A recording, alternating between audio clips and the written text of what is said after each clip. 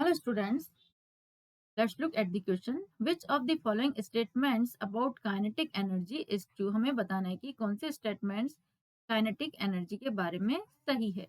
Option A, all objects moving with the same velocity have the same kinetic energy. Option B, the kinetic energy of a body will quadruple if its velocity doubles. As the velocity of a body increases, its kinetic energy decreases. And option D, kinetic energy of a body independent of its mass. तो देखिए, kinetic energy जो है, you know that kinetic energy this is equals to half M V square. Option A ये कह रहा है all objects moving with the same velocity have the same kinetic energy. कि अगर सारे ऑब्जेक्ट सेम वेलोसिटी से मूव कर रहे हैं तो उनकी काइनेटिक सेम होगी. तो अगर वेलोसिटी सेम होगी, देखिए half M V square, velocity same होगी तो लेकिन मास भी तो है साथ में, है ना? तो किस पे डिपेंड करेगा? मास पे भी डिपेंड करता है. तो हम can say that if velocity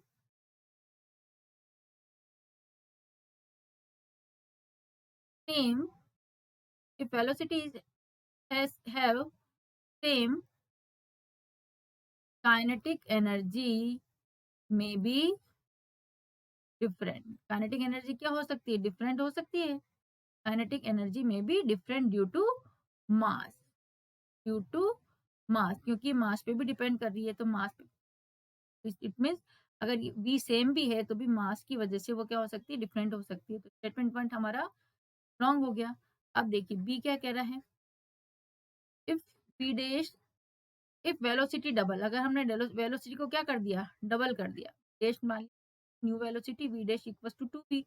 तो हम जो काइनेटिक एनर्जी लिखेंगे के ई डैश को कर देते हैं हम K E dash equals to half multiply M multiply 2v square. जब इसको हम सॉल्व करेंगे, this is 4 half M V square. It mean this is equals to 4 times of kinetic energy. तो देखिए option B, the kinetic energy of a body with quadruple if velocity double. हमने अगर velocity को डबल कर दिया तो kinetic क्या हो जाएगी?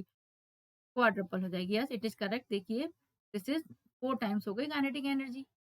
हमने वेलोसिटी को क्या किया? डबल किया. तो काइनेटिक एनर्जी क्या हो गई? 4 times. It means statement B is correct. C देखते हैं.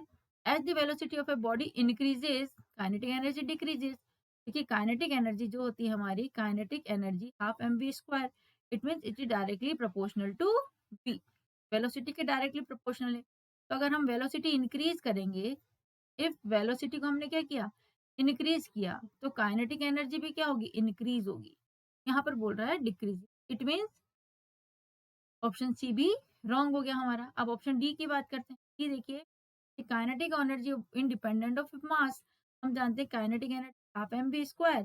इट मीन्स काइनेटिक एनर्जी जो है this is directly proportional to mass. M के डायरेक्टली प्रोपोर्शनल है. तो डायरेक्टली प्रोपोर्शनल है, यहाँ बोल रहा है इंडिपेंडेंट है.